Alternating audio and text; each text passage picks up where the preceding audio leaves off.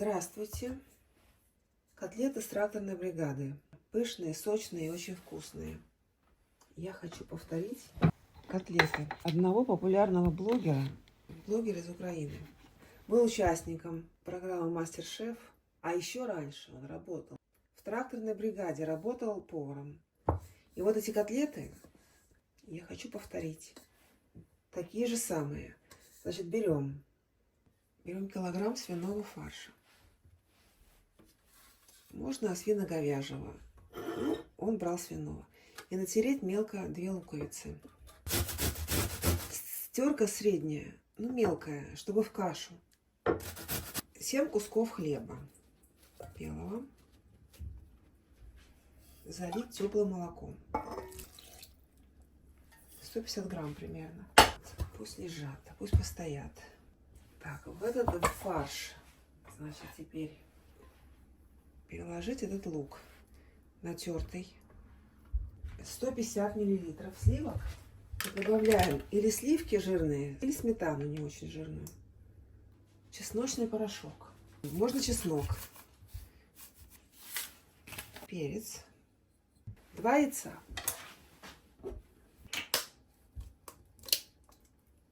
Комментарии у него там разные.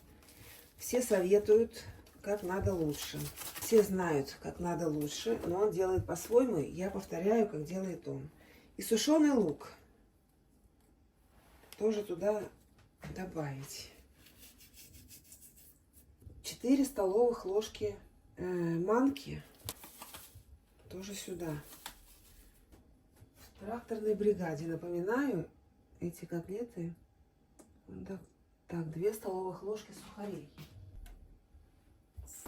Дальше соль. У него гималайская, у меня тоже. Дальше самый главный ингредиент. Это чайная ложка соды. Сказал не бояться ничего. Сода не будет вонять и не будет давать никакого привкуса, только пышность.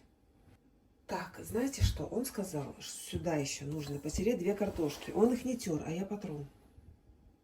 Тоже на такой средней терке.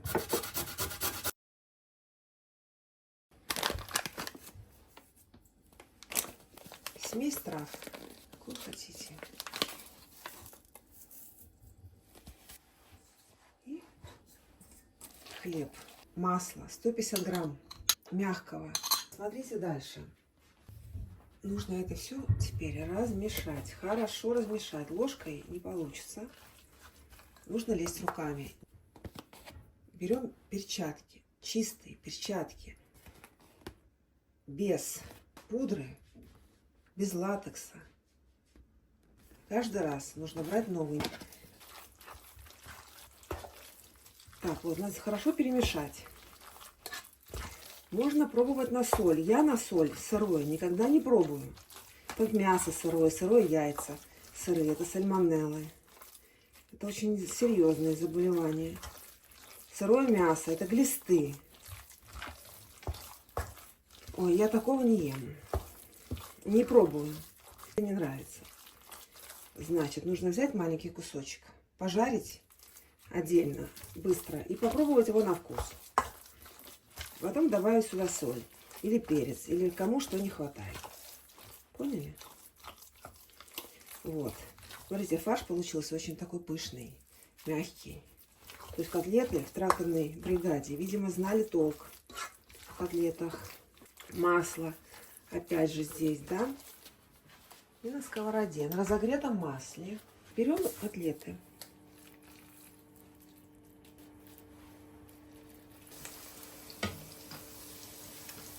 И закрыть крышкой. И жарить под крышкой 7 минут с каждой стороны примерно. Чтобы они хорошо протушились внутри, их потом надо переложить еще в кастрюлю. И в кастрюле потушить тоже. Так, ну вот. Перекладываем в кастрюлю.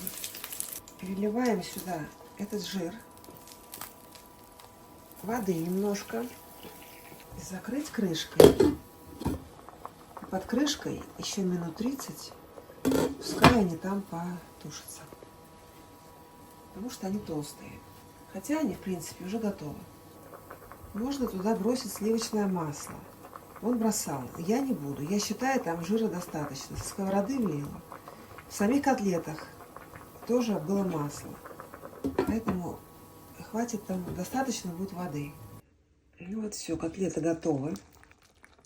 Сейчас я их выложу. Очень вкусные, мягкие, пышные. Очень вкусные котлеты.